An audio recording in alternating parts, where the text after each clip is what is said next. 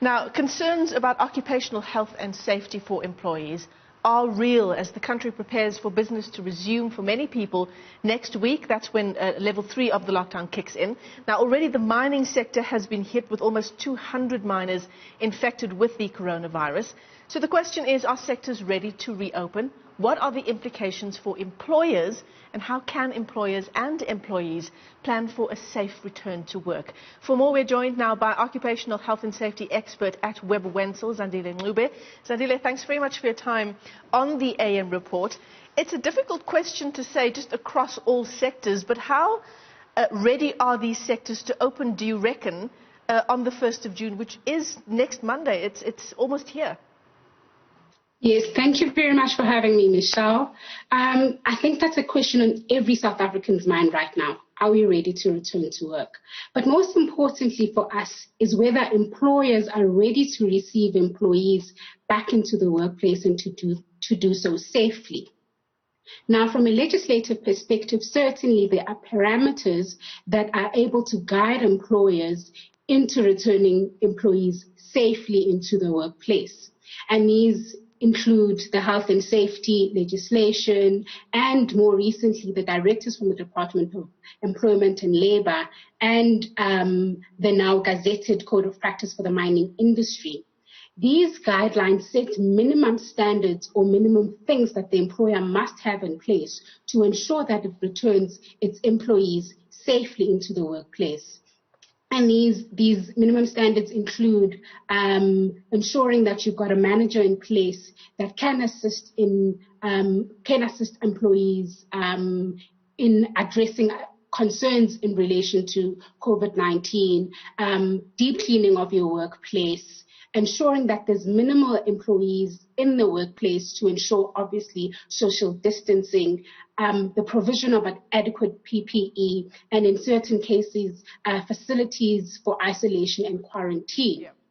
However, with all that said, with all of those minimum standards that are in place from a legislative perspective, whether or not employers can return employees to work is a question of risk management.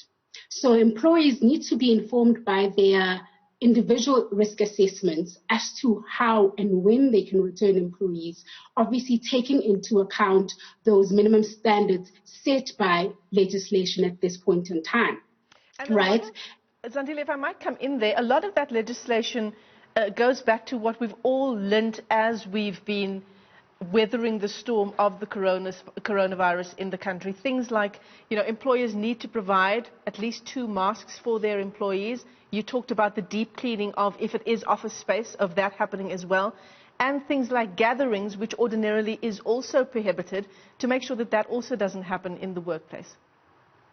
Definitely. So with the employers that we have interacted with from different sectors, mining, construction, retail, you name it, it seems to us that employers have actually heeded to the call.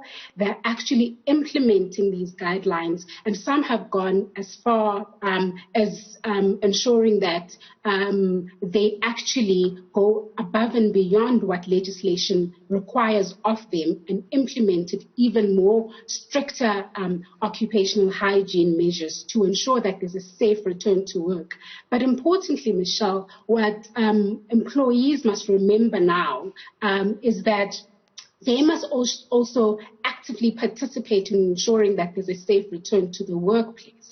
So they must be reminded of their responsibilities to take care of their own health and safety and the health and safety of their colleagues. This would include them ensuring that as and when they commute to and from work and in their residences, they're actually practicing good hygiene so that we can have a safe return to work. And also, do you have a sense that there's a real risk that, places where, let's say office spaces, for example, that they will flout these regulations around the return to work? One doesn't get the sense that that will happen just because employers will be working against themselves if they don't follow these regulations and protect the people who work for them. Definitely. The economy lies in the labor force. employers are working tirelessly to ensure that they actually have profitable businesses. And to have a profitable business, you must ensure that your employees are working safely and they can then continue to work. So what we have seen is that employers are listening, they ensuring that their workplace is safe, and they have, in fact, ensured that employees are trained and they're understanding what is required of them. But if we continue to work together, as the President said, it's in our hands.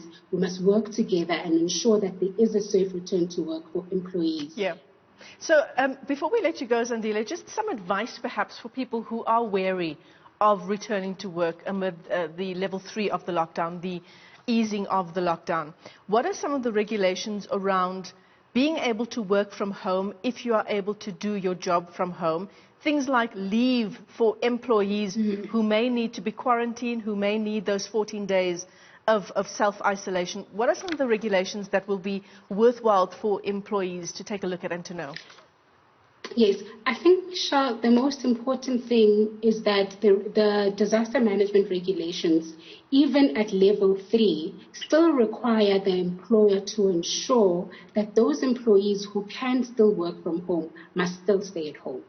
Employees who are vulnerable or who have underlying diseases must still be encouraged to work from home.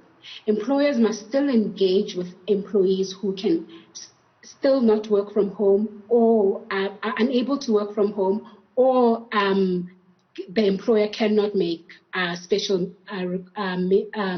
measures for them. Yeah. In that case, the employer must engage the employees and see how they can apply for leave. If needed, they must institute special leave arrangements for them to ensure that there's a safe working environment that's risk-free for employees.